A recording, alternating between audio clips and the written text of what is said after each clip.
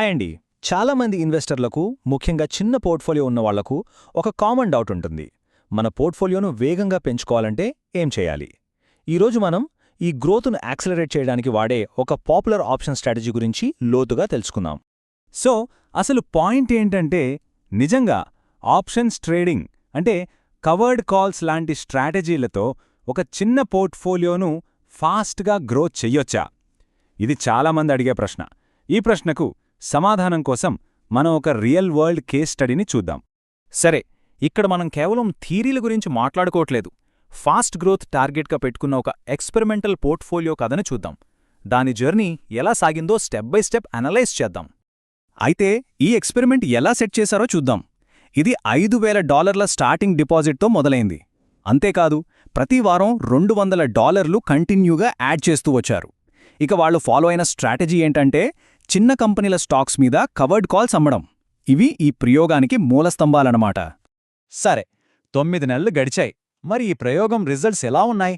ఆ నంబర్స్ ఏం చెప్తున్నాయో ఓసారి చూద్దాం. $12,650. ఈ 9 నెలల్లో ఈ పోర్ట్ఫోలియోలో పెట్టిన టోటల్ డబ్బు అన్నమాట. అంటే స్టార్టింగ్ డిపాజిట్ ప్లస్ ప్రతివారం వేసిన డబ్బు అన్నీ కలిపి. ఈ నంబర్ గుర్తుపెట్టుకోండి. మరిప్పుడు ఆ పోర్ట్ఫోలియో వాల్యూ ఎంత ఉందో తెలుసా? $14,195. అంటే పెట్టిన డబ్బు కన్నా దాదాపు $1,500 ఎక్కువ. చూడ్డానికి చాలా బావుంది గదా? ఇదిగోండి, ఇలా చూస్తే ఇంకా క్లియర్గా అర్థమవుతుంది. డిపాజిట్ల మీద దాదాపు 15% రిటర్న్, అంటే $1,545 లాభం. నంబర్సైతే చాలా ఇంప్రెసివ్గా ఉన్నాయి. కానీ అసలు కథ ఇక్కడే ఉంది. దీన్ని మనం సంవత్సరానికి లెక్క కడితే ఏకంగా 21%. వావ్! ఈ నంబర్ చూస్తే ఎవరైనా ఈ స్ట్రాటజీ సూపర్ హిట్ అనుకుంటారు. కానీ ఆ నంబర్స్ వెనుక ఏముందో కూడా చూడాలి కదా.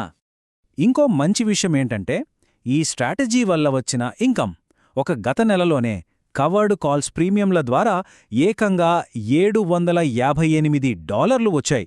అంటే పోర్ట్ఫోలియోకి రెగ్యులర్గా క్యాష్ ఫ్లో వస్తోందన్నమాట. ఇది ఖచ్చితంగా ప్లస్ పాయింటే.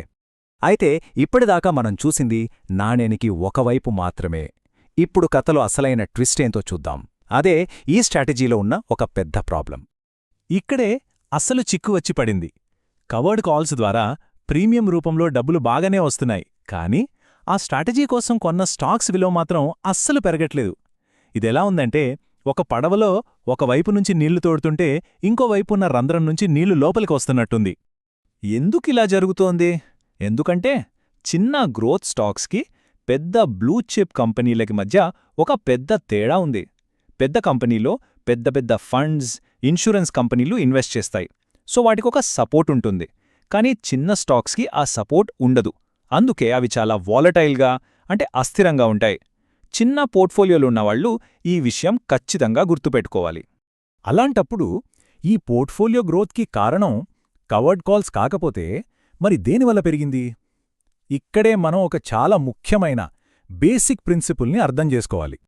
ఇదిగోండి, ఈ ఒక్క మాట మొత్తం కథకు సారాంశం లాంటిది.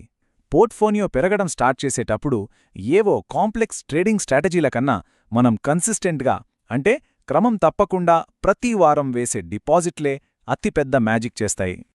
అంటే ఇంకోలా చెప్పాలంటే, మనం జీరో నుంచి స్టార్ట్ చేస్తున్నప్పుడు మన గ్రోత్కి అసలైన ఇంజిన్ మన ట్రేడింగ్ స్కిల్స్ కాదు, డబ్బుని పొదుపు చేసి దాన్ని రెగ్యులర్గా ఇన్వెస్ట్ చేసే మన డిసిప్లిన్. ఆ కొత్తగా యాడ్ అయ్యే డబ్బే అసలైన పవర్. సరే, మరి ఈ ఎక్స్పెరిమెంట్ నుంచి నేర్చుకున్న పాఠాలతో ఇప్పుడు లాంగ్ టర్మ్ సక్సెస్ కోసం ఒక మంచి ప్లాన్ ఎలా వేసుకోవాలో చూద్దాం. ఇది చాలా ప్రాక్టికల్గా ఉంటుంది. ఈ కొత్త ప్లాన్లో ఒక ముఖ్యమైన భాగం పూర్ మ్యాన్స్ కవర్డ్ కాల్ లేదా PMCC. మామూలుగా కవర్డ్ కాల్ చేయాలంటే వందల కొద్దీ షేర్లు కొనాలి, దానికి చాలా డబ్బు కావాలి.